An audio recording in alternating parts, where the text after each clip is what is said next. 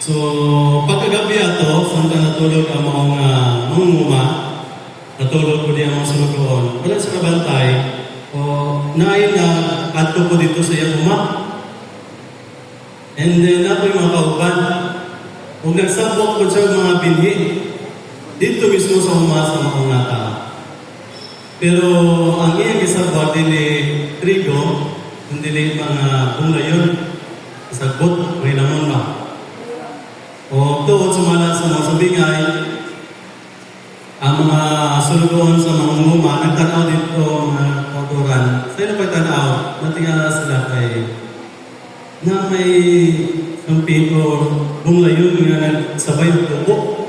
Hindi kayo malata na kayo pareho naman sila sa mga trigo. And then, natingala ang mga sulugoon, doon sila sa mga nguma, sir, ay kung ngayon nga sa ato sa imo, isang buwag ka trigo. Nga naman ano tingala mo sa lugawan? Ningon tayo na ang mga nguma, ang kaaway mo nag-imong anak. Ang kaaway. Labanan sa mga nguma, yung may kaaway nga nagsabuwag, yung lahi nga, binhit. Then nag-suggest sa mga sulugawan, mayo siguro sir, baon na itong mga bulayon. Ingon ang umaya. E basin sa panahon ng pag-ibot ni mo, masali ang mga maayong tanong. Bulatan lang na magtubo, umunga, ay mabalaan na kung asang trigo, asang bulayon.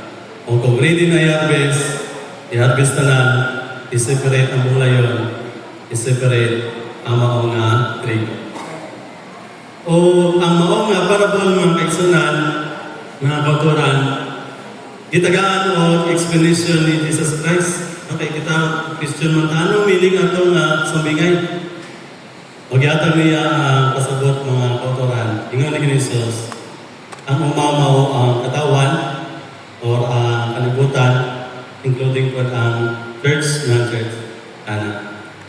So, ang maong nga mangunguma mo ang Ginoo, ang Diyos, nga nagsabwat sa maayong tanong mga kaigsunan ng mga kauturan. Maayong nga mga katawan gibuhat sa Ginoo. Kaya nakabalo kita sa pagtuga, perfect ang gimo sa Ginoo. Bisan pa sa tanan nga yung gibuhat, nakasilan siya maayo. And sa panahon galing sa unong nga daw nakasilan siya, very good. Pag-imo niya sa tao. Perfect ang tanan. Pero natingala ta anong may latian, sakit, may kamatayon naman nun isulod. Kung sa'yo rason, may kaaway nga nagsabwat. And nailan nato kinsa nag-kaaway mo si Satanas, no? Dili man nato makita, pero naman gina mga kauturan. O ang Satanas nga nagsabwat sa dili mayo sa sining nga kalibutan, nakita nato mga kauturan nga naay resulta. Ibisan pa dito sa langit, pwede na tali no, si Satanas. At yun, tulaon na ng Satanas ba? Di ba, magkasilintani, wala na ng Satanas. Ikuha ka lang sa Ginoo. Kung sa'yo rason yan wala gidula sa Satanas, huwag kang mga dota mo nalunda. E base sa pagkuha sa ila, masali itong mga matarong. Bulat ka lang nga magbunga. O tuon mga kaisunan dito sa panahon sa cross, nakita kung tinuod na kinagyan ni Satanas. Nga naman, iyang gitugyan yung mga tayo si Jesus dito sa cross. So, punto pagin mga isunan, na mas atong panahon karon, ipadasa kita sa Ginoo, nakikinanglan, mahimo kita mga maayong trigo sa Ginoo.